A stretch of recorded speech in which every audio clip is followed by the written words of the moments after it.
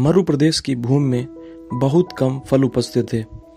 अतः ईश्वर ने अपने दूत को पृथ्वी पर यह नियम पहुंचाने के लिए कहा, प्रत्येक व्यक्ति दिन में केवल एक ही फल खाए। लोगों ने मसीहा की बात मानी और दिन में केवल एक ही फल खाना प्रारंभ कर दिया। यह प्रथा पीढ़ी दर पीढ़ी चलती रही। दिन में एक ही फल खाने के कारण इलाकों में फलों की कमी नहीं पड़ी। जो फल खाने से बच जाते थे, उनके बीजों से और भी कई वृक्ष पनपे। जल्द ही प्रदेश की भूमि उर्वर हो गई और अन्य प्रदेशों के लोग वहां बसने की चाह करने लगे। लेकिन लोग दिन में एक ही फल खाने की प्रथा पर कायम रहे, क्योंकि उनके पूर्वजों के अनुसार मसीहा ने उन्हें ऐसा करने के लिए कहा था। दूसरे प्रदेश से वहां आने वाले लोगों को भी उन्होंने फलों की बहुतायत का लाभ नहीं उठाने दिया। इसका परिणाम यह हुआ कि अधिशेष फल धरती पर गिरकर सड़ने लगे। उनका घोर तिरस्कार हो रहा था। ईश्वर को यह देखकर दुख पहुंचा।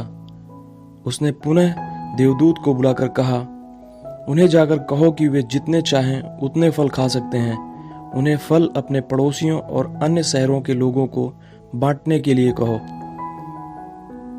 देवदूत ने प्रदेश के लोगों को ईश्वर का नया नियम बताया, लेकिन नगरवासियों ने उसकी एक ना सुनी और उस पर पत्थर फेंके। ईश्वर का बताया पुराना नियम शताब्दियों से उनके मन और हृदय दोनों पर ही उत्कीर्ण हो चुका था। समय गुजरता गया। धीरे धीरे नगर के युवक इस पुरानी बर्बर और बेतुकी प्रथा पर प्रश्न चिन्ह लगाने लगे। जब उन्होंने देखा कि उनके बड़े बुजुर्ग टस से मस होने के लिए तैयार नहीं हैं, तो उन्होंने धर्म का ही तिरस्कार कर दिया।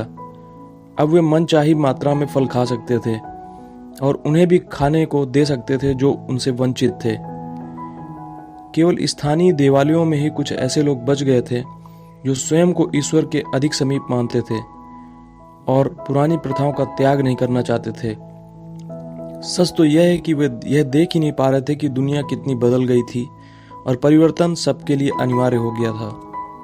जब इंसान हृदय के धर्म को भुलाकर पुरानी परंपराओं को धर्म मानकर जीने लगता है और परिवर्तन का विरोध करता है, तब श्री कृष्ण को महाभारत करनी ही पड़ जाती है।